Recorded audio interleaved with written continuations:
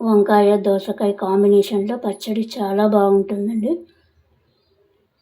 ఈ పచ్చడి వేడి వేడి అన్నంలోకి సూపర్గా ఉంటుంది, భలే రుచిగా ఉంటుందండి. మరి దీని ప్రిపరేషన్ ఏంటో చూద్దాము. హాయ్ అండి, నేను మీ విజయరాణిని. ఈరోజు చాలా రుచిగా ఉండే వంకాయ దోసకాయ టమాటా కాంబినేషన్లో ఒక పచ్చడి చూపించబోతున్నానండి. ఇది చాలా కమ్మగా ఉంటుంది, వేడి వేడి అన్నంలోకి మాత్రం సూపర్గా ఉంటుంది. మరి దీని తయారీ విధానం ఏంటో చూద్దాము. స్టవ్ వెలిగించుకొని కళాయి పెట్టుకున్నానండి. ఇప్పుడు ఇందులో నూనెను వేయాలి. ఈ నూనె కాగిన తర్వాత ధనియాలు, వెల్లుల్లి రెమ్మలు, పచ్చిమిర్చి ముక్కలు వేయాలండి. కొద్దిగా కరివేపాకు కూడా వేయాలండి. పచ్చిమిర్చి మంచిగా వేగాలండి, పచ్చివాసన అంతా పోయేంత వరకు ఫ్రై చేయాలి. ఇలా మిరపకాయలు తుంచి వేయడం వలన లోపల వరకు వేగుతుందండి. గింజలు మంచిగా వేగుతాయి కాబట్టి పచ్చడి కూడా చాలా కమ్మగా ఉంటుంది. ఇంకొకటి పేలకుండా ఉంటాయండి ఇలా కట్ చేసి వేస్తే మాత్రం పచ్చిమిరపకాయలని. పచ్చిమిర్చి చక్కగా వేగిపోయాయండి. మంటని చిన్నగా పెట్టి ఫ్రై చేయాలండి, మాడిపోకుండా మంచిగా వేగుతాయి. ఇలా వేగితే సరిపోతుందండి. ఇప్పుడు వీటిని ఒక ప్లేట్లోకి తీయాలి. ఈ విధంగా ప్లేట్లో వేసాక చల్లార్చుకోవాలండి. ఈ ఆయిల్ సరిపోతుందండి. ఇప్పుడు ఇందులో కట్ చేసి పెట్టిన టమాటాలను వేయాలండి. వంకాయ ముక్కలు వేయాలండి.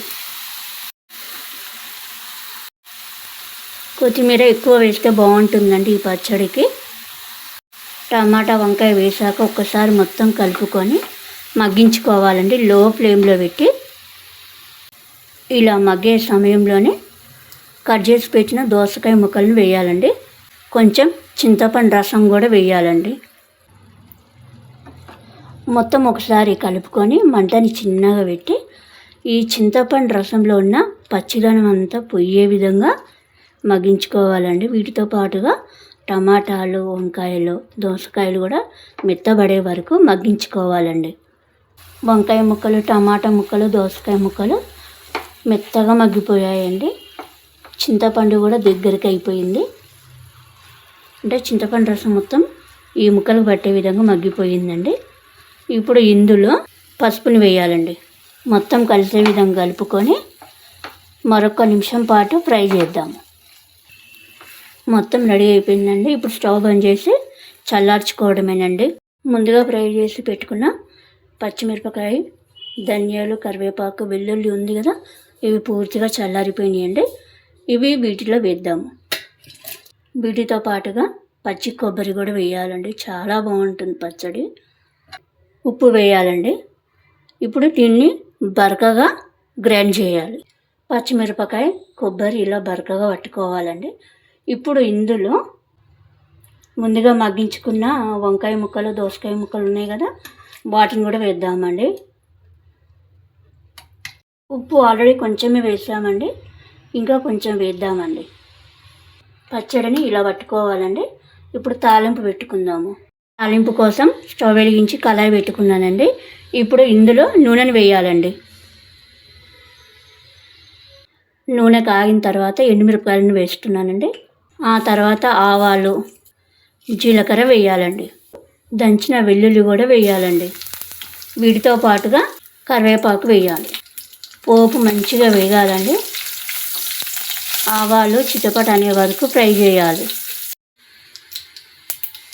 పసుపుని కొంచెమే వేయాలండి, ఎందుకంటే ఆల్రెడీ మనం ముందుగా ఫ్రై చేసేటప్పుడు వేసాము కదా, వంకాయ దోసకాయ మగ్గే టైంలోనే కొంచెం పసుపును యాడ్ చేసాం కాబట్టి ఇప్పుడు తాలింపులో కొంచెమే వేస్తున్నాను.